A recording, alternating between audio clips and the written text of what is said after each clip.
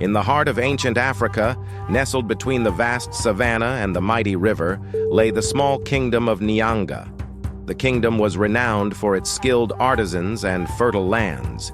Yet, its prosperity attracted the envy of the neighboring empire of Soro, ruled by the fearsome King Kofi, whose ambition knew no bounds.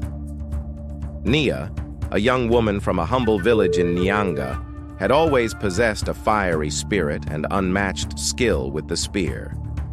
Trained by her father, a retired warrior, she grew into a formidable fighter. When news of King Kofi's impending invasion reached Niyanga, fear spread throughout the kingdom. The king of Niyanga, recognizing Niyah's exceptional abilities, appointed her to lead the kingdom's defense. As the sun set over Niyanga, Niyah gathered her warriors, instilling in them a sense of hope and determination. "We may be outnumbered," she said, "but our courage and the love for our land will guide us to victory." King Kofi's army advanced with overwhelming force, confident in their superior numbers and weaponry. But Niyah had devised a plan. Utilizing the dense forests and narrow valleys, she led her warriors in a series of ambushes and hit-and-run attacks, disrupting the enemy's supply lines and weakening their morale. Despite her strategic brilliance, the sheer size of Kofi's army soon brought them to the gates of Niyanga's capital. In a desperate bid to turn the tide, Niyah proposed a bold plan to infiltrate the enemy camp and confront King Kofi directly. Under the cover of night, Niyah and a small group of her most trusted warriors slipped into the enemy camp.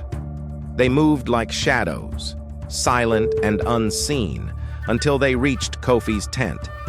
Bursting in, they caught the king and his guards by surprise. Niyah challenged Kofi to single combat, a duel to decide the fate of their kingdoms. Kofi, proud and confident, accepted.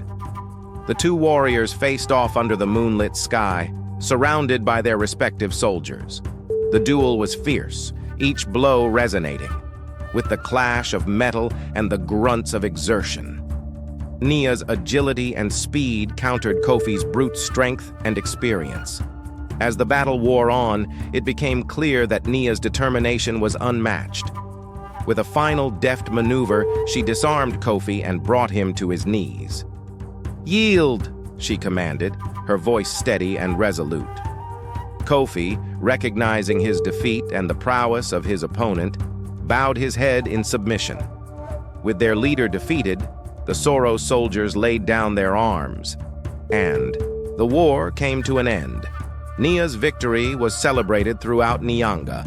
The king, impressed by her bravery and leadership, offered her a position as his chief advisor and commander of the army. Under her guidance, Niyanga not only rebuilt but also flourished, forging alliances and strengthening its defenses. King Kofi, having learned the value of wisdom over conquest, proposed a peace treaty, which Niyah and the king of Niyanga accepted. This treaty marked the beginning of a new era of cooperation and prosperity between the two realms. Niyah, the Lioness of Niyanga, became a legend, her story told and retold through generations.